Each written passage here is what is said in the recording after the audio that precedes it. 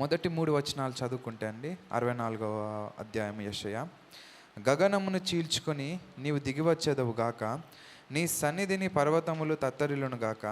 నీ శత్రువులకు నీ నామమును తెలియజేయుటకై అగ్ని గచ్చిపొదలను కాల్చు రీతిగాను, అగ్ని నీళ్లను పొంగజేయు రీతిగాను నీవు దిగివచ్చేదవు గాక. జరుగునని మేమనుకొనని భయంకరమైన క్రియలు నీవు చేయగా, అన్యజనులు నీ సన్నిధిని కలవరపడుదురుగాక. నీవు దిగివచ్చేదవుగాక, నీ సన్నిధిని పర్వతములు తత్తరిల్లునుగాక. మనము ఇవి వచనాలు చదువుకున్నప్పుడు కొంచెం భయం కూడా వస్తుంది, ఆందోళన వస్తుంది. అయ్యి దేవుడు ఏంటి భయంకరమైన పనులు అంటున్నాడు ఏంటి అన్న ఒక చిన్న కంగారు మనకు వస్తుంది. తప్పేం కాదు ఇది. ఇప్పుడు మనం చూస్తే ఇప్పుడున్న పరిస్థితి కూడా అలానే ఉంది. 2 రోజుల నుంచి మనం చూస్తే ఇజ్రాయెల్, ఇరాన్, యుఎస్, ఇప్పుడు ఇరాన్ వాళ్ళు మిగతా స్టేట్స్ని కూడా మధ్యలో తీసుకొచ్చారు. ఏది మన సౌదీ అరేబియా, ఖతారు, తర్వాత ఇటు పక్కన ఉన్న ఇంకో కంట్రీ, ఖతారు, సౌదీ అరేబియా, యుఏఈ, 3 కంట్రీలు వచ్చేసాయి ఇప్పుడు. అంటే ఇక్కడ మనము చూడాల్సింది ఏంటిదంటే, జరుగనని నేను అనుకున్న భయంకరమైన క్రియలు నీవు చేయగా. అంటే దేవుడు ఇక్కడ యెషయా ప్రవక్త గురించి మనం చూసుకుంటే 66 పుస్తకాలు రాయబడి ఉన్నాయి.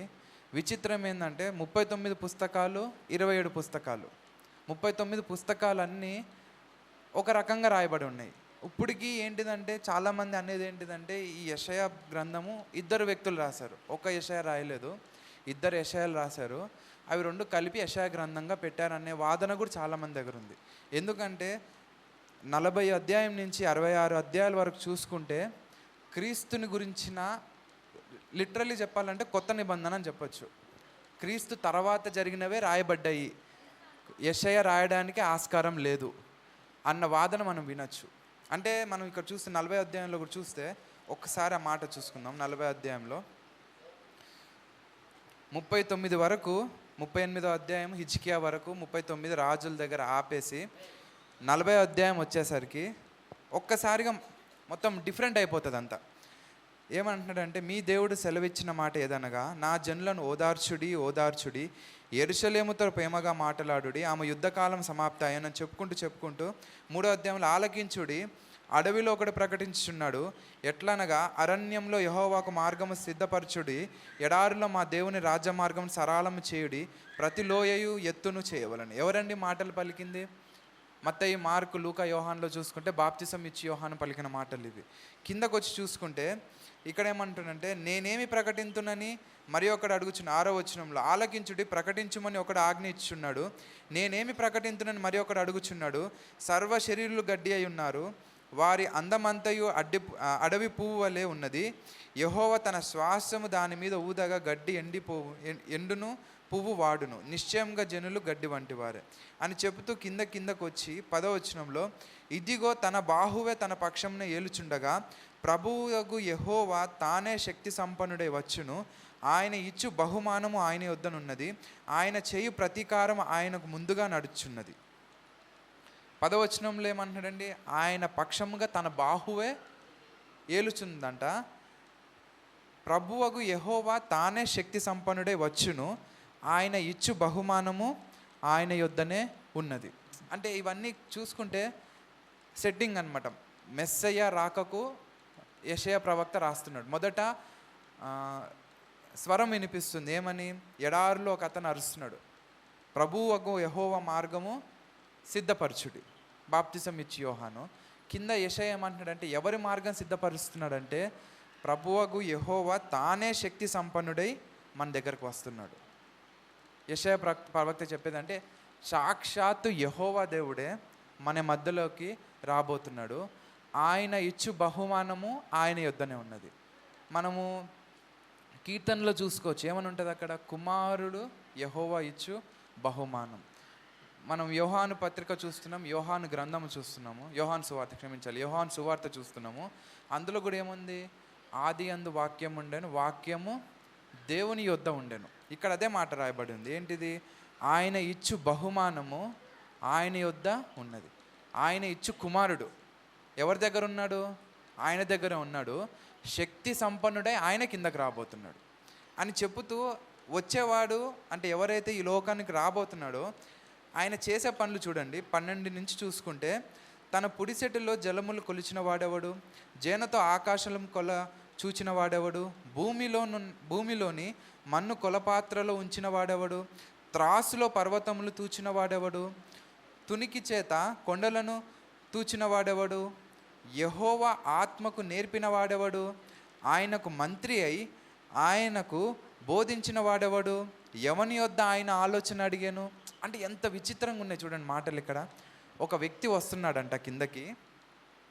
ఆ వ్యక్తి ఎవరంటే యెహోవా దగ్గర, యెహోవా బహుమానంగా ఆయన దగ్గరే ఉన్నాడంట. ఆయన ఏం చేశాడంట, ఇవన్నీ ఫిజికల్ అట్రిబ్యూట్స్ చూస్తాం, జేనతో ఆకాశాన్ని కొలిచాడు అవన్నీ. అది కాకుండా విచిత్రం ఏంటిది, యెహోవా ఆత్మకు నేర్పిన వాడెవడు, ఆయనకు మంత్రి అయి ఆయనకు బోధించిన వాడెవడు. అంటే అర్థం ఏంటిది, వారు ముగ్గురు మాట్లాడినప్పుడు ఇలా చేద్దామంటే వద్దు అలా వద్దులే ఇలా చేద్దాం అంటే మీకు అర్థమవుతుంది. ఒక ముగ్గురు ఇప్పుడు ఒక క్యాబినెట్ మినిస్ట్రీ ఏదన్నా ఒక మీటింగ్ కోసం, లేదా ఒకప్పుడు మన ట్యాక్స్ ఇప్పుడు ఉంటుంది ఏది బడ్జెట్ ప్రవేశం పెడతారు. బడ్జెట్ ప్రవేశం పెట్టకముందు వాళ్ళందరూ క్యాబినెట్ మినిస్ట్రీ అంతా కూర్చుని ఏం చేయాలి, ఈ డబ్బులు ఎక్కడ పెట్టాలి, ఈ డబ్బులు ఎలా చేయాలని వాళ్ళంతా మాట్లాడుకుంటారు. అప్పుడు మాట్లాడుకున్నప్పుడు ఒకరు చెప్పొచ్చు ఈ డబ్బులు ఇక్కడ ఇద్దామంటే ఇంకో వద్దు అటు వద్దులే ఇటు ఇద్దాం మనం. అంటే అక్కడ అందరికీ అధికారం ఈక్వల్ ఉంది. అంటే మనకి ఆలోచించడానికి విచిత్రం అనిపిస్తుంది. ఏంది దేవుడికే ఆలోచన చెప్తున్నారా, దేవుడికి ఆ మాత్రం ఆలోచన లేదు, ఆయన చేయగలడు కదా అనే ఆలోచన మనలో ఉంటుంది. కానీ మనం ఆలోచించాల్సింది ఏంటిదంటే, మనం అనుకున్నట్టు దేవుడు ఒక్కడు కాదు. దేవుడు ఒక్కడై ఉన్నాడు, కానీ వ్యక్తి ఒక్కడు కాదు, ముగ్గురు వ్యక్తులు కలిక. అందుకే మనము త్రియేక దేవుడు అంటాము, త్రిత్వము, త్రియేకత్వము. అంటే ఏంటిదంటే ముగ్గురు ఏ పని చేయాలనుకున్నా. అందుకే ఆది కాండంలో కూడా మనము మన పోలిక చొప్పున నరులను చేద్దాము రండి అని ముందే మీటింగ్ పెట్టుకున్నారు. నేను అనుకుంటూ అంటే ఒక దైవజనుడు చెప్తాడు, ఆయన ఏమంటాడంటే సృష్టి అంతా ఆరంభించక ముందు ముగ్గురు కూర్చుని ఒక చిన్న మీటింగ్ పెట్టుకున్నారంట. ఇప్పుడు సృష్టి ఆరంభిస్తున్నాము, మనకు తెలుసు పడిపోతారు, వాళ్ళు దొరికి వెళ్ళిపోతారు మన దగ్గర నుంచి, మళ్ళీ మనం వెళ్ళి వాళ్ళని తీసుకురావాలి. సో నేను తండ్రి అంటే నేను యెహోవా. అంత ముగ్గురు పేరు యెహోవానే. యెహోవా అనేది టైటిల్.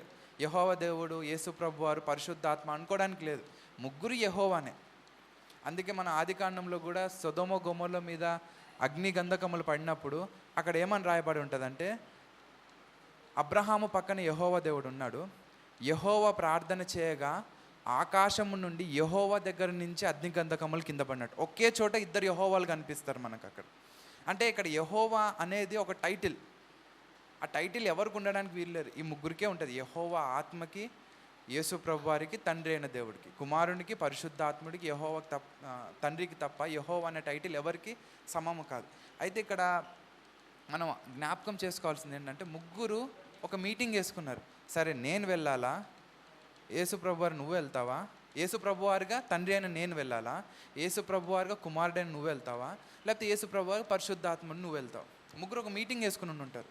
వేసుకుని యేసు ప్రభు నేను వెళ్తాను, శరీరధారిగా నేను వెళ్తాను, సృష్టి ఆరంభిద్దాం పద అంటే ఒక డెసిషన్ ఉండాలి కదా ఎవరన్నా. ఇప్పుడు ముగ్గురు ఉన్నారు, ముగ్గురు ఒకటి. మనం అనుకుంటాము సింపుల్. నాకున్న డౌట్, నేనేమనుకునేవాడినంటే, మనం ఎప్పుడు ప్రార్థన చేసినా, ఎప్పుడు ఆరాధన చేసినా యేసు ప్రభు వారి పేరు తీసుకుంటాము, తండ్రి అయిన దేవుని పేరు తీసుకుంటాం. పరిశుద్ధాత్మని పేరు మనం ఎక్కువ తీసుకోము, చాలా తక్కువ. ఒక 100 సార్లు మాట్లాడితే 70 సార్లు యేసుక్రీస్తు గురించి మాట్లాడతాము, ఓ 25 సార్లు తండ్రి దేవుని గురించి మాట్లాడతాము ప్రార్థనలో, ఓ 5 సార్లు మాత్రం పరిశుద్ధాత్మ గురించి మాట్లాడతాం. అంటే మన పరిశుద్ధాత్మ దేవుని చిన్నపరిచినట్ట, యేసు ప్రభుని ఎలివేట్ చేసినట్ట అన్న ఆలోచన నాకు వచ్చింది.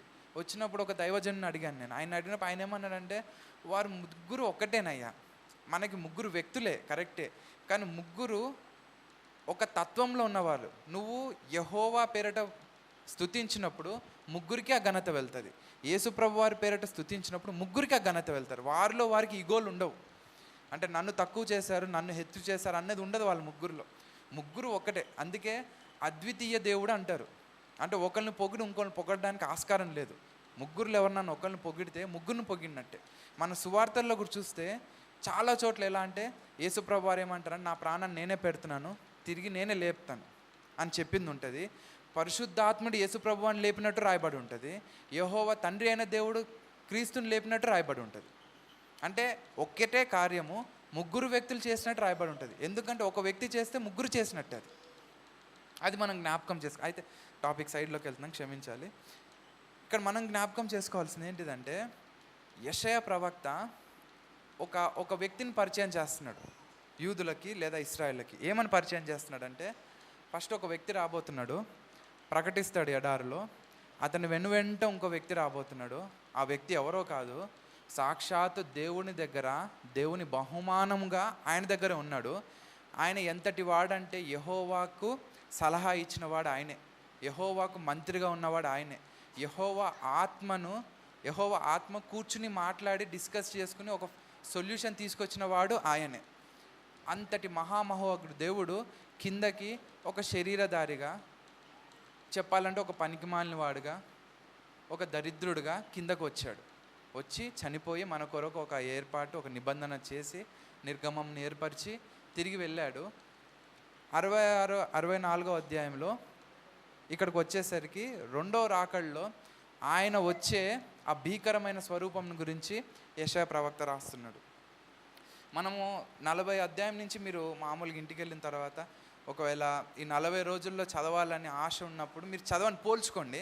39 వదిలేసి 40 నుంచి 40, 41, 43, 44 క్రొత్త నిబంధనలో ఉన్న పుస్తకాలకి మీరు మిర్రర్ ఇమేజ్గా పెట్టుకుని చూసుకుంటే చాలా అద్భుతమైన విషయాలు మనకి ఎట్లా అంటే ప్రోగ్రెసివ్గా కనిపిస్తుంది. ప్రభు అయిన యేసు ప్రభు రావడం, ఆయన మానవ అవతారంగా తాను పొందిన శ్రమలు, తాను ఏర్పరచబోయే మార్గమును అవన్నీ చూయిస్తూ ఆయన భీకరుడుగా, ఫస్ట్ ఆయన ఒక 53వ అధ్యాయంలో బలి పశువుగా చూపిస్తారు. తర్వాత ఆయన ప్రేమను కనపరుస్తూ, తర్వాత ఇంకా మనము ప్రకటనలోకి వెళ్ళిపోతాం. ఈ 64, 65, 66 అధ్యాయాలు చూసుకుంటే ప్రకటన గ్రంథం యొక్క మిర్రర్ ఇమేజ్లో కనిపిస్తుంది మనకి. ఇక్కడ ఏమంటాడంటే, ఆయన గగనమును చీల్చుకొని నీవు దిగి వచ్చేదవు. సింపుల్గా అంటే మన ఆలోచనలు ఎలా ఉంటుందంటే, యేసుప్రభు వారు వచ్చేటప్పుడు మేఘాల మీద సైలెంట్గా వస్తాడు, ఒక దొంగ వచ్చినట్టు సైలెంట్గా వస్తాడు, మనం సైలెంట్గా రెప్పమాటన వెళ్ళిపోతాము, ఏముండదు. నేను కూడా కొన్ని సినిమాలు చూశాను. ఎలా అంటే ర్యాప్చర్ గురించి కొన్ని సినిమాలు ఉంటాయి. ఎలా అంటే ఇలా మాట్లాడుతుంటారు, సైలెంట్గా వెళ్ళిపోతారు అందరూ. అరే ఏమైంది మనుషులేరని ఎత్తుక్కుంటుంటారు. కానీ ఇక్కడ యెషయా భక్తుడు అలా రాయట్లేదు. గగనమును చీల్చుకుని అంటే బలవంతాన పలగొట్టి రావడము. అంటే మరి అప్పుడు సిచ్యువేషన్ ఎలా ఉంటుందో తెలీదు. ఇప్పుడు కొన్ని వీడియోస్ చూస్తున్నాం మనము, ఇజ్రాయెల్ కానీ ఇరాన్ రిటాలియేషన్లో కానీ చిన్న బాంబులు వేస్తే మొత్తం పొగ, ఆడెక్కడో ఒక 10 బిల్డింగ్ల దూరం నుంచి వీడియో తీసి యూట్యూబ్లో పెడుతున్నాడు. కొన్ని ఆకాశం మేరకు ఏంటివి పొగలు, చిన్న బాంబు వేస్తేనే. ఇంకా మహామహుడగు దేవుడు గగనాన్ని చీల్చుకుని వస్తున్నాడంట.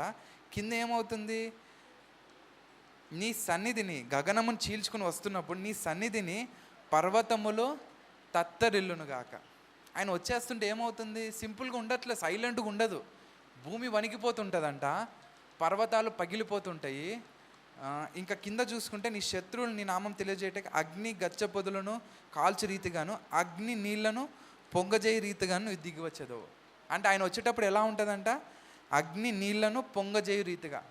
అంటే నీళ్ళు ఎప్పుడు పొంగుతాయండి, 100 డిగ్రీ సెల్సియస్కి వెళ్తే కానీ నీళ్ళు పొంగవు. మనం పొయ్యి మీద పెట్టి ఒక 10 నిమిషాలు ఆగితే కానీ నీళ్ళు పొంగవు. ఆయన వచ్చేటప్పుడు పర్వతములు పగిలిపోతాయంట, భూమి వణికిపోతుంది, నీళ్ళు పొంగుతాయంట. అంటే నాకు తెలిసి మరి ఎలా ఉంటుందో ఆలోచనకు కూడా నాకు అర్థం కావట్లేదు. ఎందుకు ఇది జ్ఞాపకం చేసుకుంటున్నామంటే, కనిపిస్తున్నాయి. మత్తయి సువార్త 24వ అధ్యాయం, 25వ అధ్యాయం, మార్కు సువార్త, లూకా సువార్తలో శిష్యులు వచ్చి అడుగుతారు, అయ్యా నీ రాకడ ఎప్పుడయ్యా, నువ్వు అన్నీ చెప్తున్నావు, మేము ఎలా సిద్ధపడి ఉండాలి, నువ్వు ఎప్పుడు వస్తావు అన్నప్పుడు ఆయన అంటాడు, కొన్ని ఉపమానాలు చెప్తూ ఆయన ఏమంటాడంటే సింపుల్గా ఒక మాట చెప్తాడు, యుద్ధముల గురించి, యుద్ధ సమాచారాల గురించి మీరు వింటారు, కానీ అంతము వెంటనే రాదు. ఇప్పుడు మనము ఆల్మోస్ట్ ఎన్ని సంవత్సరాల నుంచి వింటున్నాం యుద్ధ సమాచారం. సింపుల్గా చెప్పాలంటే ఇప్పుడు ఏదైతే జరుగుతుందో ఎహెచ్కేల్ 38వ అధ్యాయంలో రాయబడి ఉంది. అక్కడ గోగు మాగోగు యుద్ధము. అక్కడ చూస్తే ఎవరు మాగోగు అంటే అక్కడ రష్యా అన్నట్టు రఫ్గా మనం చూసుకుంటే అప్పట్లో ఉన్న మాగోగు. రష్యా వెళ్ళి ఎవరితో, ఇరాన్తో కలిసి ఎవరి మీదకి వస్తుందంట, ఇజ్రాయెల్ మీదకి వస్తుంది. అప్పుడు మనకి ఏది స్టార్ట్ అవుతుంది, ఆర్మగెడాన్. ఇప్పుడు అవే కనిపిస్తున్నాయి మనకు. అంటే మనం చిన్నప్పటి నుంచి వినేది ఒకటి ఏంటిది, దేవుడు వస్తాడు, దేవుడు వస్తాడు, దేవుడు వస్తాడు. చెప్పాలంటే 2000 సంవత్సరాల నుంచి అందరు వినేది అదే, క్రైస్తవులందరూ దేవుడు వస్తాడు, దేవుడు వస్తాడు, దేవుడు వస్తాడు. ఒకానొక టైంలో ప్యూరిటన్స్ అని ఒక తెగ ఉంది మనకి. ఎలా అయితే మన క్యాథలిజం, ప్రొటెస్టిజము, పెంతికోస్తులు ఎలా అయితే ఉందో అట్లా ప్యూరిటన్స్ అని ఒకళ్ళు ఉండేవాళ్ళు. వారిని స్థాపించిన వ్యక్తి ఆయన ఏమన్నాడంటే 1896 ఒక డేట్ ఇచ్చాడనమాట. అప్పుడు దేవుడు రాబోతున్నాడు అంటే వాళ్ళందరూ ఏం చేస్తారంటే వాళ్ళకున్న ఆస్తులన్నీ అమ్మేసుకుని కొండ మీదకి వెళ్ళి కూర్చున్నారంట ఆ తేదీన. దేవుడు వస్తాడు, కొండ ఇంకా ఈజీ అయిపోతుంది వెళ్ళిపోవడానికి, కింద ఉంటే టైం పడుతుంది పైకి వెళ్ళడానికి, అందరు కొండ మీదకి ఎక్కి కూర్చున్నారంట. జరిగినది ఇది. దేవుడు రాలేదు. అంటే మనం అర్థం చేసుకోవాల్సింది ఏంటిదంటే దేవుడు రావట్లేదు అన్న నిర్లక్ష్యం మనలో ఉందా అనే ప్రశ్న మనం ఈరోజు చేసుకోవాలి. మన పక్కన మన చుట్టుపక్కల జరుగుతున్న ప్రభావాలు మన మీద ఎంత పడుతున్నాయి? వీడిని సర్లే జరుగుతున్నాయి యుద్ధాలు, ఎప్పటి నుంచి చిన్నప్పటి నుంచి వింటున్నాము, జరుగుతున్నాయిలే అన్న దాంట్లో ధోరణిలో ఉన్నామా? ఎందుకంటే దేవుడు ఊరికే చెప్పలేదు. దొంగ వచ్చినట్టుగా వస్తానంటే అర్థం ఏంటిది? దొంగ చెప్పిరాడు, ఆడు వస్తాడని తెలిస్తే మనం అటు ఉండం కదా. ఆడు ఎంత నాగ్గా వస్తాడంటే 99% ఎవరు పట్టుకోరని, ఎక్కడో 1% ఎవరో దొరుకుతారు. కానీ అది కూడా బిగినర్ దొంగ ఉంటాడు. ఎక్స్పీరియన్స్ దొంగలు అయితే ఎవరు దొరకరు నాకు తెలిసి, దొంగతనం చేసిన తర్వాత దొరుకుతారు. అంటే దేవుడు ఇక్కడ చెప్పే గడియ ఏంటిదంటే ఆయనను పట్టుకునేటట్టు మనం మెలుకోగా ఉండాలి. మన పక్కన జరుగుతున్నాయి అన్నీ.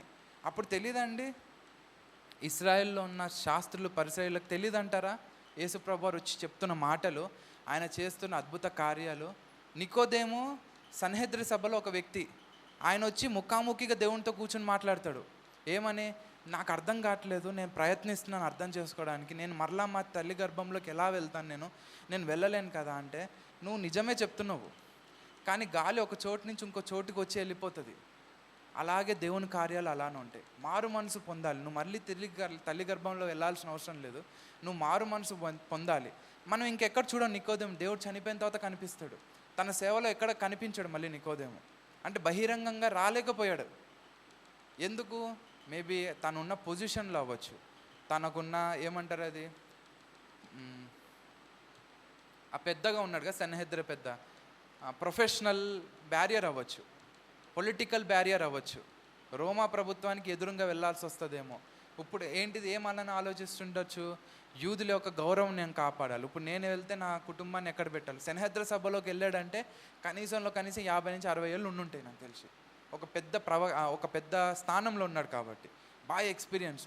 నేను ఒక్కసారి నా కుటుంబాన్ని వదిలేయాలా, ఈ సమాజంలో నా పేరు వదిలేసుకోవాలి ఇప్పుడు ఆయన దగ్గరికి వెళ్తే? ఎందుకంటే ఎవరు చూడలేకపోతున్నారు ఆయన.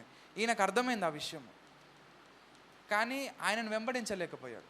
ఇప్పుడు మనం కూడా అదే పరిస్థితుల్లో ఉన్నాము. మన చుట్టుపక్కల అన్నీ జరుగుతున్నాయి, విచిత్రమైనవన్నీ, దేవుడు చెప్పినవే జరుగుతున్నాయి. కానీ మనం అవి చూసి గ్రహించగలుగుతున్నామా, ఆయన వైపు తిరగగలుగుతున్నాం అనే ప్రశ్న మనం దేవుడు ఈరోజు వేస్తున్నాడు. అయితే ఆయన ఉగ్రతను గురించి 2 చూసుకుందాం మనము. ఒకటి అందరికి తెలిసినవే, ఒకటి జలప్రలయంలో జరిగినది. అయితే జలప్రలయం తర్వాత జరిగిన ఒక విషయాన్ని జ్ఞాపకం చేసుకోవాలనుకుంటున్నాను నేను. ఆదికాండం 8వ అధ్యాయము.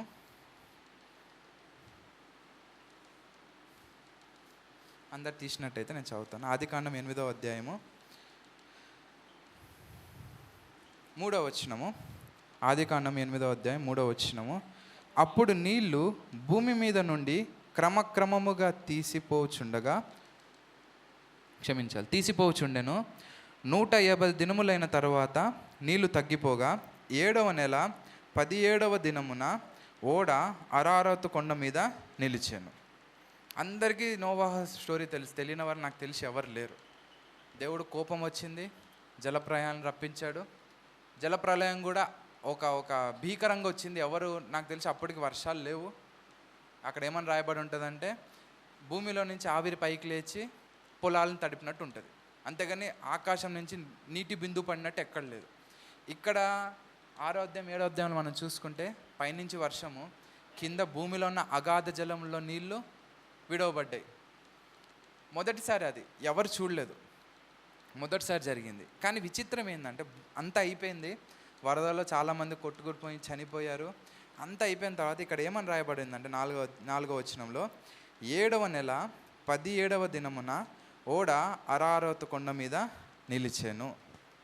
పరిశుద్ధాత్మ దేవుడు కొన్ని భలే రాయించి ఉంచుతాడు. అక్కడ ఏమని రాశాడండి? 7వ నెల 17వ దినమున. ఈ 7వ నెల అంటే ఏంటిది? నిస్సాను మాసం. నిస్సాను మాసం అంటే ఇది మన గ్రెగోరియన్ క్యాలెండర్ కాదు, ఇది మన హిబ్రూ క్యాలెండర్లో చూసుకుంటే నిస్సాను మాసం 7వ నెల. నిస్సాను మాసంలో ఏం జరుగుతుంది మనకి? 14వ వచనంలో మనం చూసుకుంటే, నిర్గమకాండంలో ఐగుప్తు నుంచి వచ్చినప్పుడు దేవుడు చెప్తాడు, మీరు పస్కాని ఆచరించవలెను. నిస్సాను మాసము 14వ దినమున మీరు ఖచ్చితంగా ఏం ఆచరించమన్నాడు? పస్కాను ఆచరించమన్నాడు. పస్కా అంటే ఏం జరిగింది? పస్కా 33వ ఏడీలో ఏం జరిగింది? యేసుప్రభు పస్కా దినమున చనిపోయాడు. ఎప్పుడు లేచాడు? 3వ దినమున లేచాడు. 3వ దినం అంటే నిస్సాను మాసము 17వ దినమున యేసుప్రభు వారు పునరుత్థానాడు. ఇక్కడ ఏమైంది? ఇక్కడ 7వ నెల 17వ దినమున ఓడ అరారతు కొండ మీద నిలిచాను. అంటే పరిశుద్ధాత్మ దేవుడు ఇక్కడ ఏం చెప్తున్నాడంటే నోవాహుకి, అదే తేదీన ఫ్యూచర్లో ఒకటి జరగబోతుంది. ఇక్కడ నీకు నెమ్మదించావు, ఇక్కడ ఏదైతే వరద వచ్చిందో అది పునరుద్ధాన దినమున ఆగింది. వరద నిమ్మలించింది. ఓడ ఎక్కడ నిలిచిందంట? కొండ మీద నిలిచింది. అరారాత్ అన్న కొండ మీద నిలిచింది. మనకి ఇప్పుడు నిల్చోడానికి ఒక ఆస్కారం ఉంది. క్రీస్తు అనే బండ మీద మనం నిల్చోవాలి. ఇక్కడ పరిశుద్ధాత్ముడు అంటే ఇక్కడ మనం జ్ఞాపకం చేసుకోవాల్సింది ఏంటిదంటే, అక్కడ ఒక పెద్ద నష్టం జరిగిపోయిన తర్వాత దేవుడు ఏర్పరిచాడు. ఇక్కడ నష్టం జరగకుండా దేవుడు ఏర్పరిచి ఉన్నాడు. మనం ముందున్నాం, అది జరిగిపోయిన తర్వాత వారికి మన వంటి భాగ్యం ఉంటే బాగుండునేమో. మనకు రేపటి రోజున వాళ్ళు కూడా దేవుడి ముందు నుంచుంటే దేవుడిని అనొచ్చు, ఇప్పుడు నన్నే పట్టుకుని సొలొమోనుకు నువ్వు కొంచెం ఎక్స్ట్రా గ్రేస్ ఇచ్చావు, మాకు లేదు, అప్పుడు నాకేమైనా చూపించావు, నువ్వు నాకేం చూపించలేదు, వీడికైతే ఇన్ని చూపించావు, శిలువ మీద మరణం అన్నావు, ఇంతమందిని భక్తులు నుంచోబెట్టావు, పాత నిబంధన క్రొత్త నిబంధన అన్నీ ఆడ కళ్ళ ముందు నుంచోబెట్టి పరలోక రాజ్యం రమ్మంటే నేను వస్తాను, నాకేం చూపించలేదు, నువ్వు అప్పుడు నోవాహుతో మాట్లాడావు, అది మాట వినమన్నావు, నాకేమైనా చూపించావు నువ్వు అని అడగచ్చు వాళ్ళు. అంటే మనని దేవుడు అంత అధికమైన స్థానంలో నుంచోబెట్టాడు. అక్కడ ఏం మాట్లాడుతున్నాడంటే, 7వ నెల 17వ దినమున ఓడ అరారతు కొండ మీద ఓడ నిలిచాను.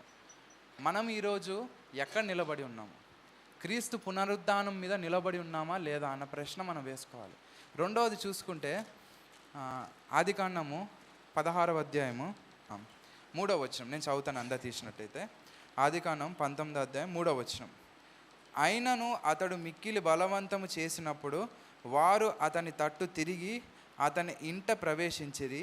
అతడు వారికి విందు చేసి పొంగని రొట్టెలు కాల్చగా వారు భోజనము చేసిరి. ఎవరండి వారిద్దరు? దేవదూతలు. అబ్రహాముతో మాట్లాడిన తర్వాత యెహోవా దేవుడు అక్కడ ఉండిపోయాడు. ఇద్దరు దేవదూతలు మాత్రం సొదొమ గొమొర్రాల దగ్గరికి వచ్చారు. వచ్చినప్పుడు లోతు వాళ్ళని ఎదుర్కొన్నారు, పరిగెత్తుకుంటూ వెళ్ళిపోయి అయ్యా మా ఇంటికి రా అయ్యా. ఆయనకు అర్థమైపోయింది. 2 పేతురు 2వ అధ్యాయము 7వ వచనం నేను చదువుతాను. 2 పేతురు 2వ అధ్యాయము 7వ వచనం. దుర్మార్గుల కామ వికారక్తమైన నడవడి చేత బహు బాధపడిన నీతిమంతుడగు లోతును తప్పించెను. ఎవరంటండి లోతు? నీతిమంతుడు. లోతు నీతిమంతుడు. అందుకే ఎప్పుడైతే దేవదూతలు ఆయన దగ్గరకు వచ్చారో అక్కడ ఏం పెడుతున్నాడండి? ఆయన పొంగని రొట్టెలు పెడుతున్నాడు. అక్కడ మనం చూసుకుంటాం, పస్కా ఆచరించినప్పుడు, పస్కా పశువు వధించబడిన తర్వాత 7 పండుగలు ఉంటాయి ఇశ్రాయేళ్ళకి. అందులో మొదటి వచ్చే పండుగ పస్కా పండుగ. ఎందుకంటే అప్పుడే ఐగుప్తు నుంచి ప్రారంభమైంది కాబట్టి మొదటి పండుగ వారికి పస్కా పండుగ. దాని తర్వాత పులియని రొట్టెల పండుగ 7 రోజులు చేసుకుంటారు. 15వ తారీఖు నుంచి 22వ తారీఖు వరకు. 14వ తారీఖున పస్కా ఆచరిస్తారు. 15వ తారీఖు నుంచి వారం రోజుల పాటు పులియని రొట్టెల పండుగ. అది ఏం జ్ఞాపకం చేస్తుందంటే, ఐగుప్తు నుంచి గబగబ పరిగెత్తుకుంటూ వచ్చారు. వాళ్ళు పులుసు పెట్టుకుని తినే అంత టైం లేదు, పులియకుండానే ఆ రొట్టెలు చేసేసుకుని తినేశారు. అది జ్ఞాపకం చేసుకోవడానికి. అంటే నేను బానిసత్వంలో ఉన్నాను, నేను ఒకరి దగ్గర ఎవరి దగ్గర మనం చెప్పుకోవాలంటే సాతానుకి బానిసత్వంగా ఉన్నాం మనము. దేవుడు మనల్ని రక్షించాడు అని చెప్పుకోవడానికి వాళ్ళు ఏంటిదంటే పులియని రొట్టెలు తింటున్నారు. మనము ఏంటిది? పులిసిన రొట్టెలుగా ఉంటున్నామో పులియని రొట్టెగా ఉంటున్నామన్న ప్రశ్న దేవుడు మనకి ఈరోజు వేస్తున్నాడు. పులియని రొట్టె అంటే అర్థం ఏంటిది? లోకముతో కలవకుండా, లోకంలోనే ఉంటాం. ఇప్పుడు ఓడ నీళ్ళపైనే ఉంది, కానీ విచిత్రం, యాకోబు అంకుల్ అప్పుడు చెప్పారు ఏమని? వరద పారుతున్నప్పుడు అక్కడ రాయబడి ఉంటుంది ఏంటిది? ఓడ నీళ్ళపైన నడిచేను. లోకస్తులు ఎవరు నడవలేకపోయారు, ఓడ మాత్రం నడిచింది. ఎక్కడ నడిచింది? ప్రళయంలో నడిచింది ఓడ. ఎప్పుడు ఆగింది? అరారతు కొండ మీద 7వ నెల 17వ దినమున ఆగింది. మనకి ఒక ఆస్కారం ఉంది. ఇప్పుడు యేసు ప్రభు వారు మన కొరకు చనిపోయి ఒక మార్గాన్ని ఏర్పరిచాడు మనకి. ఇప్పుడు అదే మాట్లాడుతున్నాడు ఇక్కడ. మనము పులిసిన దాని మనకు వచ్చిన వాళ్ళందరికీ తెలుసు, 1 కొరింథీయులలో రాయబడి ఉంటుంది, మనది ఒక చిన్న పులిసింది కలిస్తే ముద్దంతా ఏమైపోతుంది? పులిసిందే. చిన్న పెరుగు మనం ఒక 10 లీటర్లు పాలల్లో వేసి చిన్న పెరిగే కదా వేసింది అనుకోవడానికి లేదు ఆస్కారం. పాలు ఇరిగిపోవచ్చు, లేదా పెరుగు అయిపోవచ్చు. అది మనము జ్ఞాపకం చేసుకోవాల్సింది ఏంటిదంటే, దేవుడు ఈరోజు మనతో మాట్లాడేది, మన చుట్టూ అనేకమైన విచిత్రమైనవన్నీ జరుగుతున్నాయి. అవి అందరికి విచిత్రాలే, మనకు విచిత్రం కాదు. ఎందుకంటే మనకు రాయబడి ఉన్నాయి అన్ని నీట్గా. నేను ఏం చేయబోతున్నాను, ఏం చేసేసాను, మళ్ళీ ఎలా వస్తాను, మీరు ఎలా ఉండాలి అన్న ప్రశ్నలు. ఇక్కడ కూడా 2 విపత్తులు చూసుకున్నాం మనం. ఒకటి నోవాహు దగ్గర, ఒకటి లోతు దగ్గర. లోతు కామ వికారమైన సమాజంలో ఉన్నాడు, కానీ పరిశుద్ధాత్ముడు పేతురు ద్వారా ఏం చెప్తున్నాడంటే, నీతిమంతుడైన లోతు తన హృదయాన్ని నొచ్చుకున్నాడు. కానీ హృదయాన్ని నొచ్చుకున్నా సరే తన యొక్క నడవడిక మార్చుకోలేదు. దేవదూతలు వచ్చినట్టు పరిగెత్తుకుంటూ వెళ్ళిపోయి వారికి పెట్టడానికి పులియందే పెట్టాడు వాళ్ళకి. అంటే పరిశుద్ధాత్మ మనకి తెలియాలని రాయిచ్చాడు అవన్నీ. అక్కడ మిస్ చేయొచ్చు అది, కానీ పులియందే పెట్టాడు అక్కడ. అంటే లోకంతో విడిగా ఉన్నానని చెప్పుకునే ఒక ప్రక్రియ అక్కడ మనకు చూపించాడు. అంటే దేవుడు అంటే ఇవన్నీ ఏంటిదంటే ప్రియ అనొచ్చు మనం. అంటే ఎలా అంటే ఇవి 2 పస్కాకి పులియన్ రొట్టెలకు ముందు రాయబడి ఉంది. అయినప్పటికీ పరిశుద్ధాత్ముడు ఎలా అంటే ప్రతి ఒక్కటి క్రైస్ట్ సెంట్రికే. మనము యోహాను పత్రికలో చూసాము. మనం ఏంటిది? క్రీస్తు ఎఫెసు పత్రికలో చూసాము. జగత్తుకు పునాది వేయబడక మునిపే మనలను ఎవరిలో ఏర్పరచుకున్నాడంటే ఆయన క్రీస్తులో. నోవాహుని క్రీస్తులోనే ఏర్పరచుకున్నాడు, అబ్రహాముని క్రీస్తులోనే ఏర్పరచుకున్నాడు. వారిని ఎలా ఏర్పరచుకున్నాడంటే పరిశుద్ధాత్ముడు. అందుకే అవన్నీ మనకు ఉంచాడు అక్కడ. కనిపించకపోవచ్చు, కానీ క్రీస్తు ప్రతి అధ్యాయంలో మనం చూస్తే ఉండనే ఉంటాడు. ఇక్కడ 22 అధ్యాయంలో చూస్తే ఆ పొటేలు మనం చూస్తాం. అక్కడ ఆ పొటేలు ఆయనే. కన్నులెత్తి చూడగా అని రాయబడి ఉంటుంది అక్కడ. వాళ్ళు కొండ మీదే ఉన్నారు, ఇంకా కన్నులెత్తి చూశాడంటే అబ్రహాము. అక్కడ పొటేలు ఎక్కడ ఉందంటే అది ఒక వైరుకో దేనికో చుట్టుకుని ఉన్నట్టు అక్కడ రాయబడి ఉంటుంది అక్కడ. అంటే ఇక్కడ మనం జ్ఞాపకం చేసుకోవాల్సింది, దేవుడు మనతో మాట్లాడేది ఏంటిదంటే, ఆయన సాధువుగా వచ్చాడు, హ్యూమిలిటీగా వచ్చాడు, తనను తాను తగ్గించుకుని వచ్చాడు. కానీ మరలా రాబోతున్నాడు, గగనాన్ని చీల్చుకుని రాబోతున్నాడు. ఈసారి భూమి తత్తరిల్లిపోతుంది, కొండలు పగిలిపోతాయి, బాయిల్ అయిపోతుంటుందంట. అందుకే ఏమని రాయబడి ఉంటుందంటే, ఆ దినమున అసలు ఎవరు చూడకపోతే బెటర్ అని రాయబడి ఉంటుంది మాటలు. అంటే అంత సమయం లేదు అన్ని చూడడానికి. ఎలా ఉంటుందంటే ఆ దినమున బయట సింహము పరిగెత్తుకుంటూ వస్తుందంట అటాక్ చేయడానికి. సింహాన్ని ఏదో రకంగా తప్పించుకుని వేరే సైడ్ నుంచి వస్తే ఎలుగుబండి ఎమ్మడబడిందంట. ఆ ఎలుగుబండి దగ్గర నుంచి తప్పించుకుని ఇంటికి వచ్చేసి తలుపేసేసుకుని అమ్మ తప్పించుకున్నానని గోడ మీద చేయబెడితే గోడ మీద ఉన్న పాము కాటేసిందంట. బైబిల్లో రాయబడిన మాటే. అంటే తప్పించుకుందాం అనుకున్నా తప్పించుకోలేము. 1, 2, 3, 4, 5, 10 తప్పించుకున్నా 11వ దాని చేత మనం పడాల్సిందే. ఎందుకంటే ఆయన అంత భీకరుడుగా రాబోతున్నాడు. ఆ దినమున ఇంకా వాక్యాలు ఉంటాయి. అంటే బెదిరించడానికి కాదు, కానీ మన చుట్టూ ఉన్న పరిస్థితులు జ్ఞాపకం చేసుకుంటే ఆయన యొక్క రాకడ అతి సమీపముగా మన దగ్గరే ఉన్నట్టు మనం చూసుకోవచ్చు. అక్కడ కూడా లోతును చూసుకున్నా, నోవాహుని చూసుకున్నా, నోవాహు కూడా అదే మాట అంటాడు. నోవాహు తన తరములో నిందారహితుడును నీతిమంతుడై ఉన్నానని రాయబడి ఉంటుంది 6వ అధ్యాయంలో.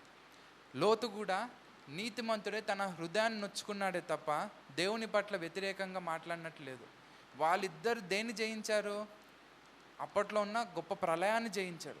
మనకి ఒక ప్రళయం రాబోతుంది. మనకి కృప ఉంది, మనకి ప్రేమ ఉంది అనుకుంటున్నాం మనం. ఉంది, కరెక్టే ఉంది కాబట్టి ఇంకా బ్రతికి ఉన్నాం మనం. కానీ ఒకానొక రోజున ఖచ్చితంగా మనకి ఒక ప్రళయం రాబోతుంది. అందులో ఎత్తబడే గుంపులో మనం ఉంటే దానికంటే అదృష్టవంతులు ఎవరు లేరు.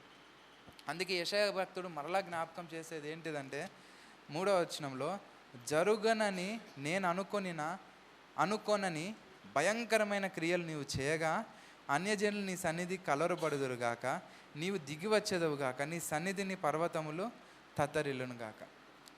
యెషయా భక్తుడు లాంటోడే అంటున్నాడు.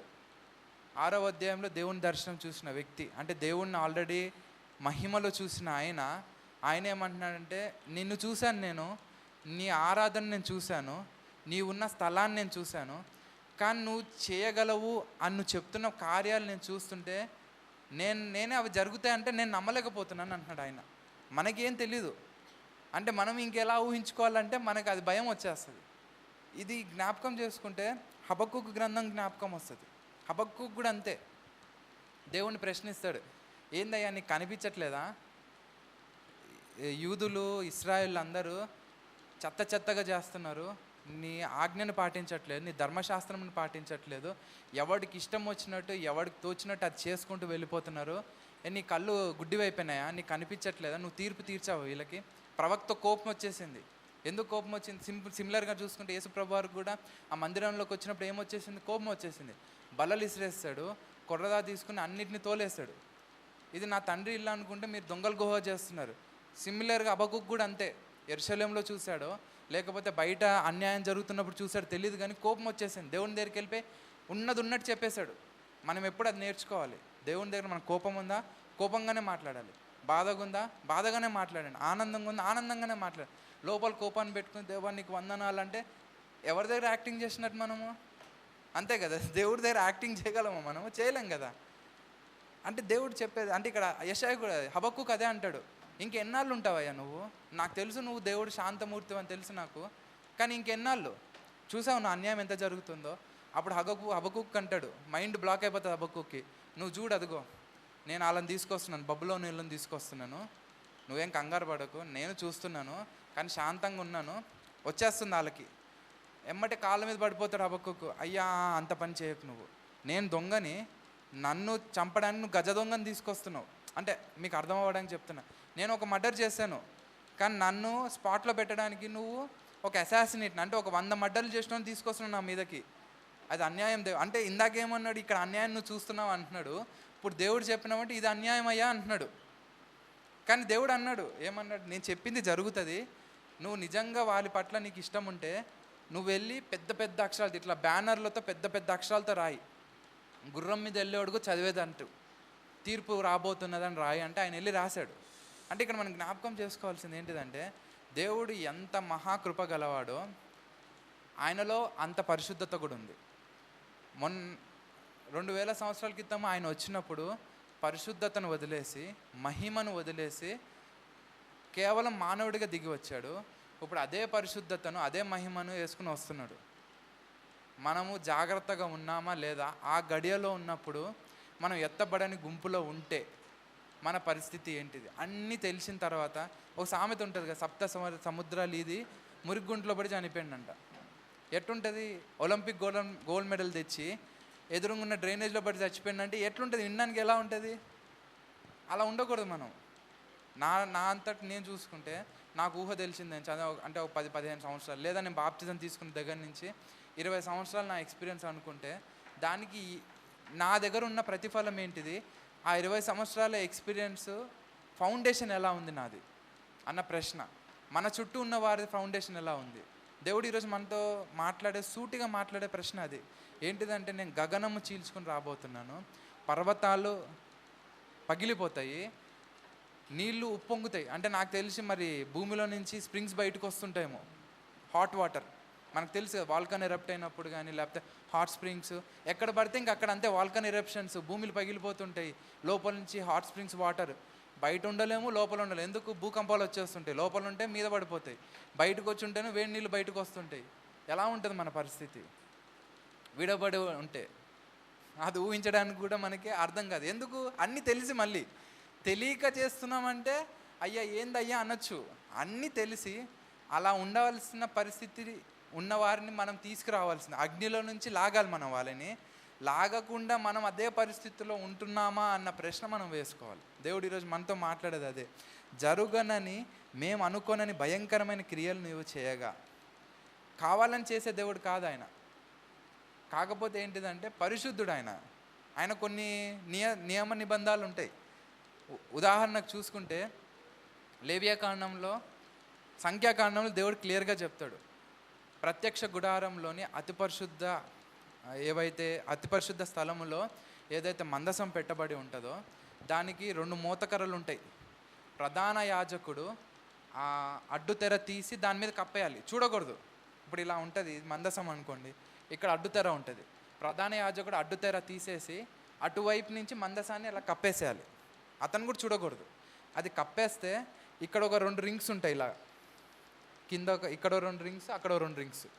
కహాతీయులు వాళ్ళు ఏం చేయాలంటే అడ్డుకర్రలు దూర్చాలి, అందులో అడ్డుకర్రలు దూర్చేసి వాటిని మోసుకుంటూ వెళ్ళాలి మందసాన్ని, వాళ్ళకి ఇచ్చిన పని అది. కానీ దావీదు ఏం చేశాడు అక్కడ మనం చూస్తే, ఆయన 2 ఎడ్లను తీసుకుని ఎడ్ల మీద దాన్ని ఎక్కించి తీసుకొస్తున్నాడు. కాలు జారింది ఎడ్డుది, దేవుడే జారిపించినట్టున్నాడు కాలు, నువ్వు జారమ్మా అని. ఉజ్జాయిల్ని పట్టుకోబోయాడు, చనిపోయాడు. తర్వాత మనం చూస్తే కహాతీలు మోసినట్టు రాయబడి ఉంటుంది. దావీదు తన తప్పు తను తెలుసుకున్నాడు. అంటే ఏంటిదంటే ఆయన ఒక నిబంధన, పరిశుద్ధత. నేను మీ మధ్యలో నివసించాలంటే ఒక రూల్ ఉండాలి. ఎందుకు? నేనున్నా కాబట్టి మీ దగ్గర. ఇప్పుడు ప్రైమ్ మినిస్టర్ వస్తున్నాడంటే ఒక రూల్ ఉంటుంది, జెడ్ కేటగిరీ సెక్యూరిటీ ఉంటుంది, మీరు కనీసం ఒక 100 ఫీట్ దూరంలో ఉండాలి అంటారు. 100 ఫీట్ ముందు వస్తే ఏం చేస్తారు? ఏం ఆలోచించడానికి కాల్ చేస్తారు. ఫస్ట్ థ్రెట్ ఉందేమో అని పరిగెత్తుకుంటూ వస్తున్నాను అనుకోండి, నేను ఇక్కడ ప్రైమ్ మినిస్టర్ ఇక్కడ స్పీచ్ ఇస్తున్నాడు, నేను అక్కడి నుంచి పరిగెత్తుకుంటూ ఆయన దగ్గరకు వస్తుంటే ఏం చేస్తారు? వెనకాల ఉన్న వాళ్ళు కాల్ చేస్తారు ఎమ్మటే, ఏం ఆలోచించరు. కాళ్ళ మీదో లేకపోతే చేతి మీదో కాలుస్తారు, తల మీద కాల్చకపోయినా. నేను ఇంకో జోబులో చేయి పెట్టి ఏదో చేస్తున్నా అంటే ఇటు దగ్గర ఏదో ఉందనుకుని తల మీద వేసేస్తారు ఒక దెబ్బకి.